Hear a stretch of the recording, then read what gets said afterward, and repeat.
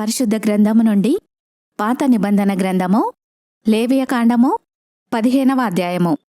మరియు యెహోవా మోషే అహరోనులకు ఈలాగు సెలవిచ్చెను. మీరు ఇశ్రాయేలీయులతో ఇట్లనుడి, ఒకని దేహమందు స్రావమున్న ఎడల ఆ స్రావము వలన వాడు అపవిత్రుడగును. వాని స్రావము కారినను కారకపోయినను ఆ దేహస్థితిని బట్టి వాడు అపవిత్రుడగును. ఆ స్రావము గలవాడు పండుకొను ప్రతి పరుపు అపవిత్రము. వాడు కూర్చుండు ప్రతి వస్తువు అపవిత్రము. వాని పరుపును ముట్టువాడు తన బట్టలు ఉదుకుకొని నీళ్లతో స్నానము చేసి సాయంకాలము వరకు అపవిత్రుడై ఉండును. అట్టివాడు దేనిమీద కూర్చుండునో దానిమీద కూర్చుండువాడు తన బట్టలు ఉదుకుకొని నీళ్లతో స్నానము చేసి సాయంకాలము వరకు అపవిత్రుడై ఉండును. స్రావము గలవాని దేహమును ముట్టువాడు తన బట్టలు ఉదుకుకొని నీళ్లతో స్నానము చేసి సాయంకాలము వరకు అపవిత్రుడై ఉండును. స్రావము గలవాడు పవిత్రుని మీద ఉమ్మివేసిన ఎడల వాడు తన బట్టలు ఉదుకుకొని నీళ్లతో స్నానము చేసి సాయంకాలము వరకు అపవిత్రుడై ఉండును. స్రావము గలవాడు కూర్చుండు ప్రతి పల్లము అపవిత్రము.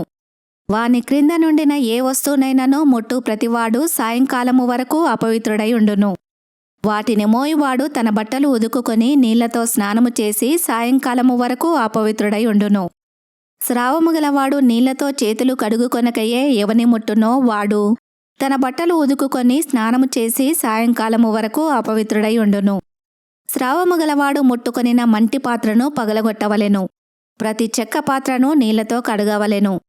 స్రావము గలవాడు తన స్రావము నుండి పవిత్రత పొందునప్పుడు తన పవిత్రత విషయమై 7 దినములు లెక్కించుకొని తన బట్టలు ఉదుకుకొని పారునీటితో వడలును కడుగుకొని పవిత్రుడగును. 8వ నాడు 2 తెల్లగువ్వలనైనను 2 పావురపు పిల్లలనైనను తీసుకొని ప్రత్యక్షపు గుడారం యొక్క ద్వారమునొద్దకు వచ్చి యెహోవా సన్నిధిని వాటిని యాజకునికి అప్పగింపవలెను.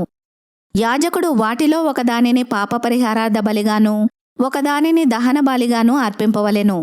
అట్లు యాజకుడు వాని స్రావము విషయంలో యెహోవా సన్నిధిని వాని నిమిత్తము ప్రాయశ్చిత్తము చేయవలెను.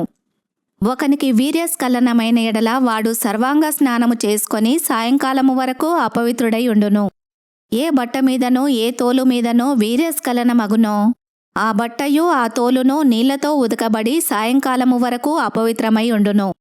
వీర్యస్ఖలనమగునట్లు స్త్రీ పురుషులు శయనించిన ఎడల వారిద్దరూ నీళ్లతో స్నానము చేసి సాయంకాలము వరకు అపవిత్రులై ఉందురు.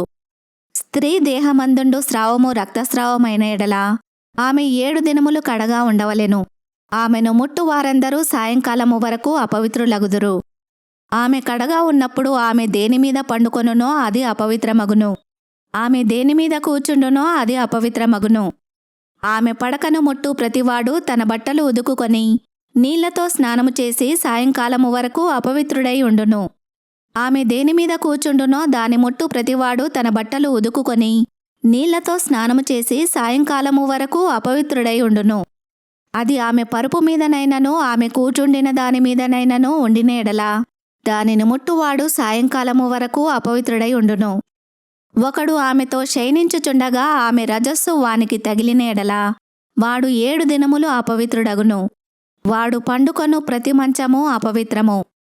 ఒక స్త్రీ కడగా ఉండు కాలమునకు ముందుగా ఆమె రక్తస్రావము ఇంకా అనేక దినములు స్రవించినను ఆమె కడగా నుండు కాలమైన తర్వాత స్రవించినను ఆమె అపవిత్రత ఆమె కడగా నుండు దినములలో వలనే ఆ స్రావ దినములన్నీయూ ఉండును.